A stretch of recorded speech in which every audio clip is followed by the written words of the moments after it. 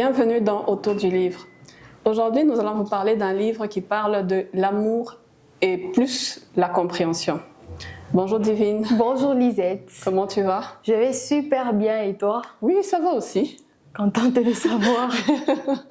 Aujourd'hui, nous allons parler d'un thème très intéressant parce que nous tous nous sommes retrouvés dans une situation où nous sentions vraiment cet amour, mais il y avait une certaine incompréhension. Gary Chapman, dans son livre Les 5 langages de l'amour, il parle d'un concept, je ne dirais pas un nouveau concept parce qu'il existait, mais il est peut-être la personne qui l'a découverte ou qui l'a comprise, d'un concept qui nous montre que nous avons différentes manières de nous exprimer en amour. Et que si notre façon de nous exprimer est différente de la personne qui est en face de nous, nous n'allons pas nous comprendre, et d'où la naissance de l'incompréhension. Waouh, quel beau livre, Les 5 langages de l'amour. De l'amour, oui. Et tu sais, ce que j'aime avec ces livres, c'est qu'ils s'inspirent des expériences vécues, Oui. et non pas seulement des théories ou encore des choses utopiques, mais c'est vraiment des expériences et je pense que chacun d'entre nous se retrouve d'une manière particulière. Oui, et dans son livre, il a traité, je dirais, différents cas. Parce qu'il est conseiller conjugal, donc il a eu à recevoir des couples et il a eu à recevoir des conjoints seuls. Mais au final, sur base des conseils qu'il a donnés à ses patients, les résultats étaient les mêmes. Effectivement, tu sais, j'aime déjà d'entrée de jeu lorsque nous lisons les premières pages du livre, Gary Chapman développe la thématique selon laquelle nous avons tous un réservoir d'amour. Oui. Et chacun d'entre nous a un peu comme ce réservoir en lui qui mérite d'être rempli. Et lorsqu'il est plein, on peut le communiquer, mais lorsqu'il est vide, on ne sait pas quoi donner aux autres parce que finalement, nous-mêmes, nous sommes vides. Et nous tous, nous avons besoin d'amour. Ce qui est curieux, c'est que même le meurtrier pire au monde a besoin aussi d'amour. Oui. Comme le proverbe dit, on ne donne que ce qu'on a. Effectivement. Si on n'a pas d'amour, on ne sait pas le donner.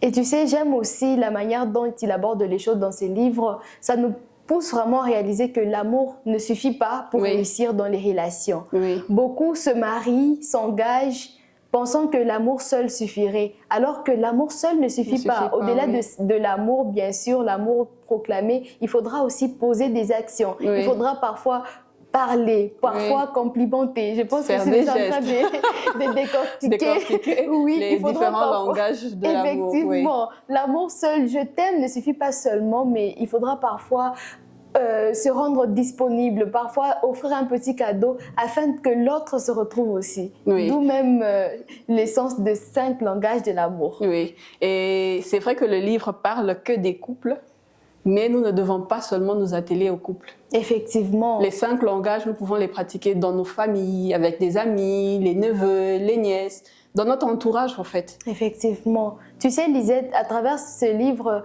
au début déjà, Gary Chapman dit ceci, la manière dont nous exprimons notre amour envers les autres, c'est comme une façon dont on aimerait être aimé aussi. On aimerait être aimé. Et parmi les 5 langages de l'amour, je pense qu'on va devoir les citer. Oui, bien sûr.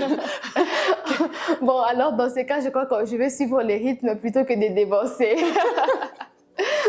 La manière dont, par exemple, tu complimentes les autres, ça reflète au fait ton désir d'être aussi complimenté. Oui. Et c'est comme ça que tu peux découvrir quel est ton langage. Voilà.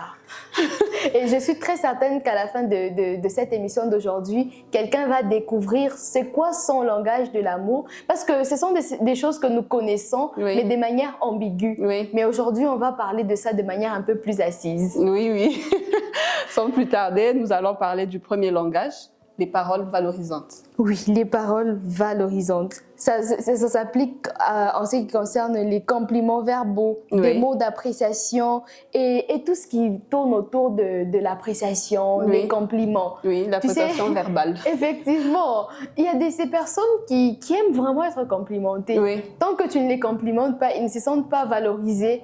Parfois, tu peux poser des actions, mais pour eux, c'est beaucoup plus les mots qui comptent. Oui. Et c'est ainsi que quand on ne les complimente pas, par exemple, les personnes se sentent frustrées. Oui, quand on ne l'encourage pas, ils ne se sentent pas soutenus. Effectivement. Même si on a payé les frais, même si on a été là. Effectivement. Parce que la présence, pour lui, ce n'est pas son langage. Voilà.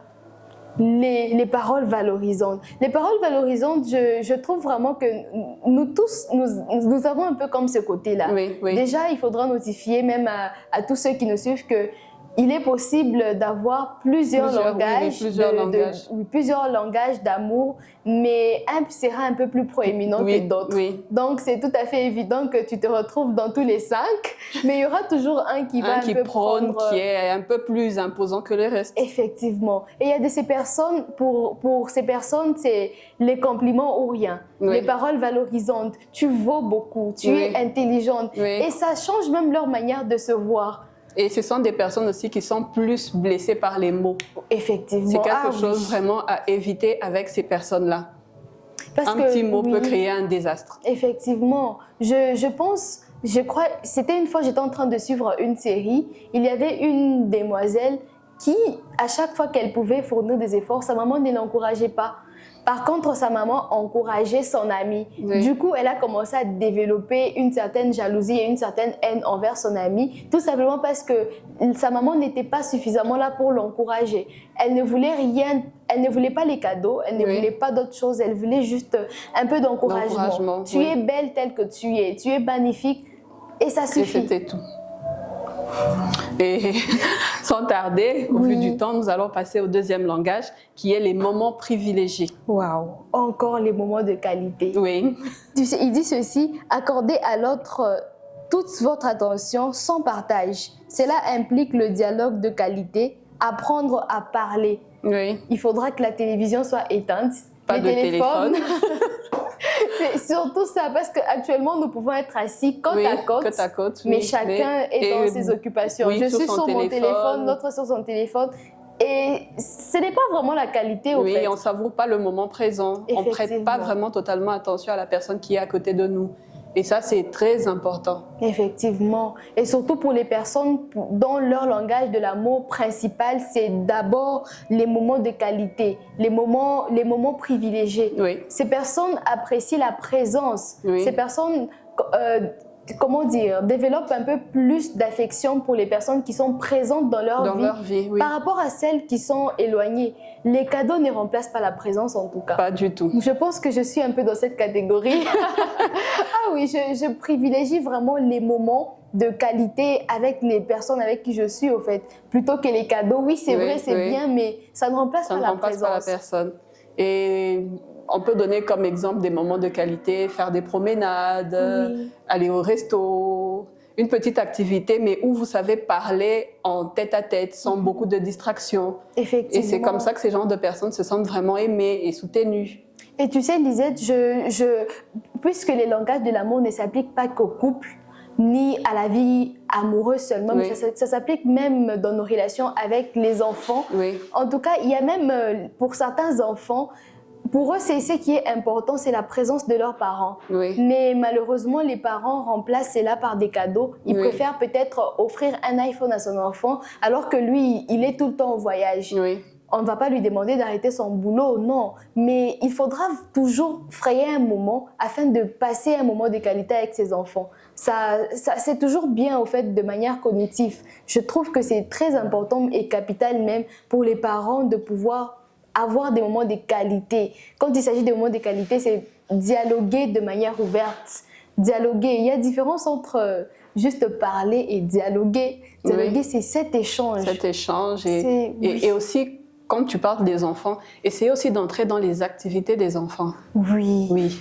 Parce que, bon, aujourd'hui, on est tous adultes, mais quand on regarde un peu en arrière, quand on essaie de voir dans les passés et d'essayer de se souvenir de nos parents, on ne se souvient pas souvent des cadeaux qu'ils nous ont faits. On se souvient plus des moments qu'on a passés avec eux. Et surtout, même ici en Afrique, ça c'est très vrai. C'est un peu très rare que nos parents nous offrent à tout moment des cadeaux, mais dans la majorité des cas, ils sont toujours là. Oui, mais bon, en grandissant, ils étaient plus, si je peux dire, sévères. C'était vraiment difficile. Je me souviens quand j'étais petite, j'enviais un peu nos voisins parce que leur maman jouait avec elles. Waouh! Et ce n'était pas le cas Ce n'était pas le cas pour nous. Sinon, à la maison, c'était strict. Vous faites A, vous faites B. Et je trouve que peut-être aujourd'hui, avec la nouvelle génération, les parents sont devenus un peu plus larges. Mais de notre époque, c'était... Effectivement. Je peux dire la formation militaire. Au fait, tu sais, Lisette, on ne donne que ce qu'on a. Tu sais, les parents parfois inculquent à leurs enfants, c'est qu'eux-mêmes aussi ont reçu oui. de leurs parents. Oui. Déjà que dans le monde ancestral, si je peux parler de ça comme ça, c'était vraiment la logique de choses en tout cas. Papa dit A, maman et les enfants obtempèrent, maman dit ceci. C'était un peu comme à l'armée au fait. Et un parent qui grandit dans un contexte pareil quand il est petit, quand il grandira aussi, s'il ne s'informe pas suffisamment, s'il ne fait pas une mise à jour de son mindset, il va aussi inculquer cela à ses enfants. Oui. Je pense qu'il faudra qu'on passe au troisième. qu'on passe au troisième. Nous avons beaucoup parlé des cadeaux. Alors, on va parler des cadeaux. Oui, les cadeaux. Les cadeaux. Les cadeaux. Les cadeaux.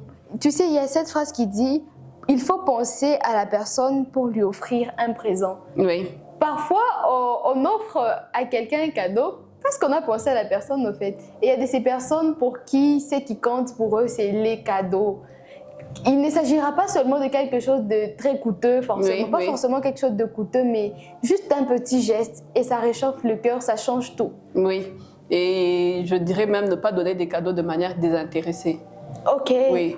Essayer de creuser sur la personnalité de la personne. Essayer de découvrir qu'est-ce qui intéresse la personne. Ça peut être dans un échange qu'on a eu, toi et moi, et puis je te dis que non, j'aime tel truc. Oui. J'aime telle chose. Je t'ai dit ça de manière désintéressée, juste en passant. Mais si mon langage est le cadeau et que toi, tu as pu capter dans notre conversation que je t'avais dit que j'aimais telle chose et que tu viens me donner, c'est vrai que même si cette chose coûte moins, ça aura une très grande valeur aux yeux de la personne qui parle le langage des cadeaux. Effectivement, ça change un peu la donne au fait. Il y a plusieurs relations qui se sont refroidies. Pourquoi? Parce qu'il n'y avait pas cette générosité entre les personnes au fait. Même autour de nous, par exemple au travail, ce n'est pas toujours évident de venir avec quelque chose, offrir à son collègue de travail. Mais il y a des actions qui parlent plus que même les mots, au fait. Il y a des actions qui parlent plus que les mots. Et pour certaines personnes, les cadeaux, ça vaut beaucoup. Oui. Pour quelqu'un dont son langage d'amour, c'est les cadeaux, en tout cas, il faudra lui offrir des cadeaux. Et aussi, pas seulement des cadeaux en mode tu vas en ville, tu payes quelque chose. Un cadeau peut être tu prépares un plat préféré de quelqu'un. Oui, c'est d'ailleurs une culture que nous n'avons pas ici. Pas du tout. Offrir des fleurs. Surtout les fleurs. Ça me rappelle une fois, j'ai vu sur un statut une fille dire au lieu de m'offrir des fleurs, donne-moi juste de l'argent. J'ai dit, oh Seigneur. Ça, c'est quelque chose vraiment que nous, on n'a pas encore développé ici. Effectivement. Mais on espère que les choses vont changer. Oui, ça va. Après cette émission d'aujourd'hui, je suis très certaine qu'il y a quelqu'un qui va prendre une résolution. Oui. Bon, on passe à la quatrième. Oui. Qui est les services rendus. Les services rendus. Oui. Et moi, je crois que c'est ça mon langage. Ok, enchantée, je prends bonne note. Oui. Pour moi, les mots ne comptent pas. En tout cas. Il n'y a pas d'action derrière. Tu sais, dans ce livre, Les 5 langages de l'amour, il y a une expérience que Gary Chapman nous partage. C'est un mari et sa femme. La femme parlait le langage de service rendu. Oui. Et donc, pour la femme, lorsque l'homme nettoyait la voiture, pouvait faire un peu la vaisselle, pour elle, ça valait beaucoup. Oui. Et lorsque l'homme était un peu désintéressé, il ne faisait pas la vaisselle, par exemple, il ne nettoyait pas la voiture, pour elle, ça la frustrait, au fait. Oui. Beaucoup de personnes autour de nous sont frustrées parce qu'elles ne se sentent pas suffisamment soutenues, pas en termes des cadeaux ni des compliments, mais en termes des services rendus. Oui. Et surtout, Lisette, tu t'imagines dans un contexte comme en Afrique, où il y a des tâches qui sont réservées uniquement aux femmes. Ça, c'est pour les femmes. Et l'homme ne les fait pas. Oui. Alors qu'une femme, elle parle par exemple le langage des services rendus, elle se sentira toujours frustrée parce que déjà l'homme se dira il est Aina Yangu. Oui, et beaucoup de femmes se trouvent dans ce cas parce qu'elles sont débordées et le monsieur il est là devant la télé. Par exemple. Et beaucoup de femmes, ce qui est maintenant mal, c'est qu'elles intériorisent cela et ça s'accumule et elles normalisent finalement, elles se disent bon, j'ai lutté mais à quoi bon? À quoi bon? Donc, cher monsieur, veuillez aider madame à bercer ne fût-ce que le bébé. Le bébé, changer les couches. Rendu, par exemple, c'est simple, mais... Surveiller les enfants. Imagine, ce sont des actions très simples, mais qui changent la donne. Oui. Comme il a dit, les actes parlent plus fort que les mots. Effectivement. Et il donne même c'est cet exemple de Jésus qui lava les pieds de ses disciples, en fait. Oui. Jésus qui lava les pieds de ses disciples. Il s'est humilié jusqu'à laver les pieds de ses disciples. Aujourd'hui, les pieds de nos compatriotes ou de nos amis, ça peut représenter, par exemple, bercer les bébés. C'est peut-être les pieds que tu es en train de laver, mais en berçant le bébé. Il y a d'autres personnes, tu peux l'aider pour les enfants, par exemple, à faire ses devoirs. Oui. Et ça vaut beaucoup. L'enfant se sent aimé parce que papa l'a aidé à faire ses devoirs, par exemple. Et il y a un petit souci aussi par rapport à notre culture. Quand souvent les gens voient le conjoint aider sa conjointe, comme ça on dit souvent que non, à la monnaie. Et le monsieur se sent un peu frustré et jugé. Et du coup, il ne le fait plus. En tout cas, je pense que nous devons revoir un peu nos stéréotypes, nous devons revoir un peu notre manière de voir les choses. Tu sais, Lisette, c'est vrai qu'il y a des choses que nous avons acquises en grandissant, de par ce qu'on a vu chez nos parents, mais la vie est faite de choix. Alors, on peut faire le choix de changer un peu les choses, ne plus rester dans un cercle vicieux de comment j'ai grandi, comment ça se passe, mais changer un peu la donne, en fait. Oui. Et là, nous attaquons le dernier concept qui est le toucher physique. Et les gens qui parlent plus avec les touchés physiques, ils aiment le contact physique. Effectivement. Et tu sais, ici, il ne s'agit pas que de contact physique dans le domaine conjugal, non, mais il donne l'exemple même des bébés. Lorsque les bébés cajolés, il dit ceci, les bébés cajolés développent une personnalité émotionnelle plus saine. Oui. Donc, lorsque on le cajole, on le caresse, on le touche, ils se sont aimés et cette personne, en grandissant, est émotionnellement stable. Lisette, je pense que dans notre société, surtout ici au Congo, il y a des personnes qui sont émotionnellement instables, peut-être parce que dans son enfance, elle n'a pas été suffisamment cajolée. Peut-être on n'a pas suffisamment pris soin d'elle. Oui. Et du coup, la personne est vraiment émotionnellement... Et ça crée un certain manque. Oui. Et ces personnes-là, il faut juste des fois tenir à la main, un petit tape dans le dos pour l'encourager, faire des câlins. Oui. Et tout ça, ça comble en fait son langage. Il se sent plus aimé et plus épanoui. Waouh, en tout cas, c'est vraiment merveilleux. En observant autour de nous, on se rend compte que toutes ces choses, ce sont des choses un peu pratiques que nous voyons parfois, mais que nous n'appliquons même pas parce qu'on n'est pas très attentif à cela. Oui. Mais désormais, il faudrait que les choses changent. Je pense qu'on a même débordé. Wow. Mais on a essayé de parler du livre en un temps record. Et on avait beaucoup à dire parce que c'est un livre très, très, très intéressant. On espère qu'au travers de cette émission, vous avez pu découvrir quel est votre langage et étudier le langage des gens qui sont autour de vous afin de pouvoir améliorer votre relation et pouvoir vivre une relation épanouie. Merci de nous avoir suivis. C'était Autour du livre sur Hosanna TV. Au revoir et à la prochaine.